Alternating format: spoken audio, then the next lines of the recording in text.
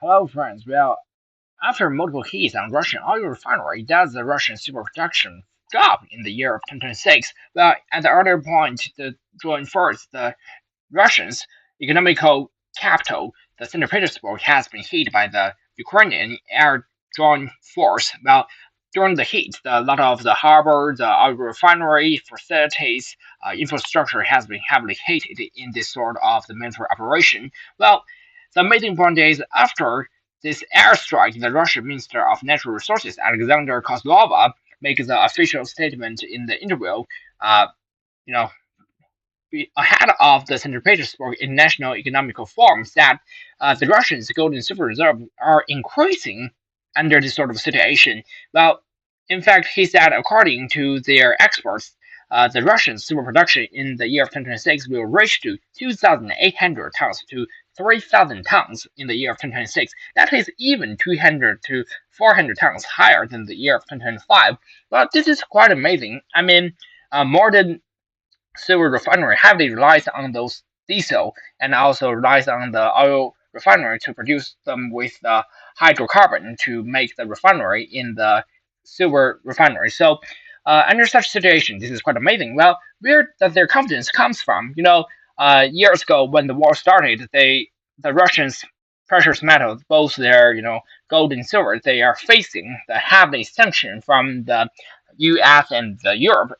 As you can see by the COMEX, the Special Executive Order (SER 8947), they suspension all those Russians' famous large gold and silver brands, those refineries. As you can see, we have the six refinery, basically two types. The first type is the GSA, that is the famous polymetal. They're the leading, bullion producer in that area. Then we have the Moscow Special Alloy, uh, you know, uh, processing plant that is a gold refinery. Then we have the Prosky and other, also the SOE gold silver refineries. They have been shut down, on March 7th, and 2 weeks later, on March 14th, they have been officially started. And also, in the meantime, the LBMA also shut it down, cancel and restore their codification inside of the exchange to make the deal and to sell their products on the market. Well, as you can see here, all on the March 7th, those seven Russian silver refinery has been, withdraw their codification inside of the LBMA and in most of the Western's gold exchange. As you can see, like the GSA, that is the polymetals, starting from 1999, but shut down on March 7th inside of the exchange. But in the East, in the Shanghai Gold Exchange, they still have the codification, for the setting and making the trading for their precious metal. As you can see, we have three major, uh, you know, economical and financial facilities. The first is the commercial bank, the VTB bank. Uh, then we have the public joint, stock company, and also we have the federal one, that is the counterparty national clearing center, and they all still hold the qualification in SGE to sell their gold and bullion products with a higher price. But here, and as you can see, since the production of the silver, the whole by the demand is in a deficit. So, as you can see, by the smaller caliber here from the mine, the Russian silver mine production is relatively stable. Starting from 2015, it's 1,500 tons. Then to the year of 2022-2025, it's about 1,200 tons. It's around that level, and its mine quality is quite high. Only the Peru can match with them. And among the top 30s, we have the two, number 8 and number 9. They're both the Russian silver mines with high quality and quite famous and quite modernized, I have to say. The first one is the elder one, the Ducat. And as you can see, to the western part of the Russian, that is the Ukraine, and is about more than 3,000, in some places can reach to 5,000 miles that is away from the west front lines. The Ducat gold and silver mines quite far away from the front line, and it is quite safe for the silver mine itself. And also, as you can see, this is a very developed mine. From the satellite, you can see most of this mine has been well developed. Both the open ground and the underground have been well digged and developed by the polymetal, and they make it there to be one of the largest gold and silver mine in the whole Russian. And starting from the 1970s, this is I have to say this is more to be a middle age silver mine. And this one is officially restarted in the year of 2000. As you can see, it is located in the Siberia, in the Republic of Sakha, in the Magdan Oblast, and this is a quite far and cold in the Far East, but this is relatively a very modernized one, with 1,300 employees working in this place, and they have, as you can see, they have not only the mine, but also have the recycling procedure. They can make the flotation for more than 2 million tons per year. It's quite impressive. And also, due to the year of the reopening, this is relatively to be a new one for their devices. They have very modernized diesel generators in their production procedure. They also have the electricity transport, method to improve their ways of the production to be more effective and efficient.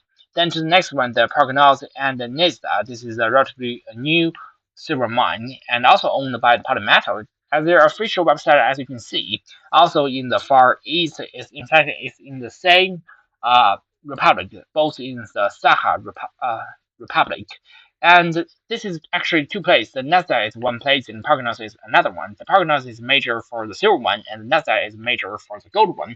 But they are operating under the same department. As you can see, they have a quite large one.